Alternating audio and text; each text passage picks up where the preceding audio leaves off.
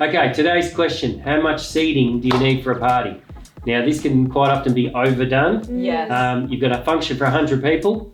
How much seating do I need for that party? Yeah, I reckon a rule of thumb, like at least for a cocktail kind of party, we kind of agreed that around a third. If you make sure that you've got enough seating to seat a third. Obviously keeping in mind if you're having a sit down dinner, well then it needs to be a bit different. You need to have a seat per person, or if you're having like a picnic style brunch, it's a bit different. But if we're talking about a cocktail party, which is usually where the question gets brought up, usually around a third, to make sure that you've got enough seating if people want to sit down, but not too much that then everyone ends up sitting down and then no one's on the dance floor. I also think it's good to have a mix. So, you know, having some high bar tables with some stools and then having some low seating as well. Again, it's going to depend on what ages your guests are, but if you've got some elderly people coming, you know, they're probably going to opt out to have the low seating rather than sitting on a stool. The cocktail tables are good to have near the dance floor to then sip your drink and just sit down and, you know, so you definitely want seating. You definitely don't want a party with no seating. No. Unless People will end up Arabian sitting on the Nights. floor. Because people will move around. So you might have 100 guests there and you've got, say, 40 seats for your 100 guests.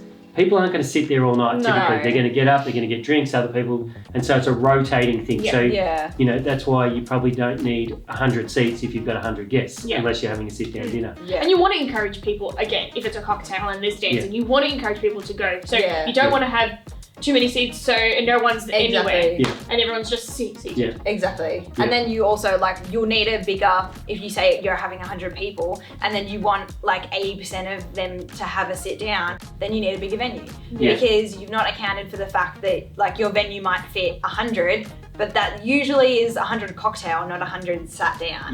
So that's always something to think about as well, because if you do want that dynamic, or if you're having, like we try to steer away from it, but some people like to have a sit down dinner and then party. So that way you kind of need to make sure that you're going to have enough space for both. So and in that case you would have enough for everyone to sit at the table plus extra seating. So you're actually having more seats than you need for the venue. For the amount of guests you've got, which can sometimes work against you. I remember doing a 21st once and the venue was quite small. So they had all round tables and seating to begin with.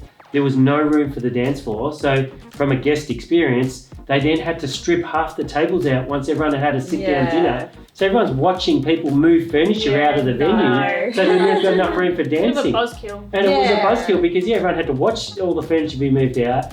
They couldn't dance. They had to wait. Literally. So it just didn't work. And then by then everyone's loaded up on food. They've had a full course meal and they've waited for the furniture to be moved. And they're just not feeling like it. The party just didn't happen. It was very hard to sort of keep it going.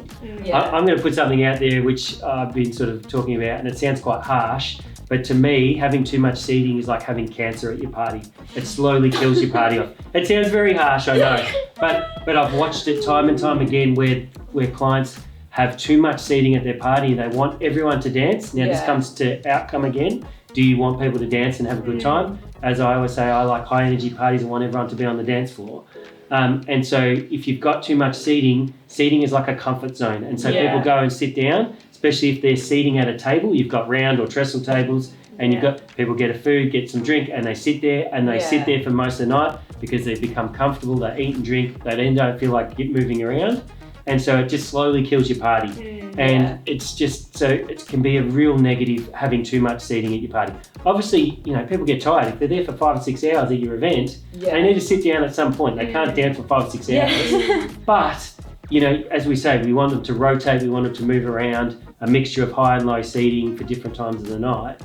But it can slowly kill your party. So, you know, furniture can be, it's a necessity, you know, as we say, a range of different furniture, but can be a real negative if you get too much furniture. 100%. You just don't want too much seating. It can be work against you, especially if you want that high energy.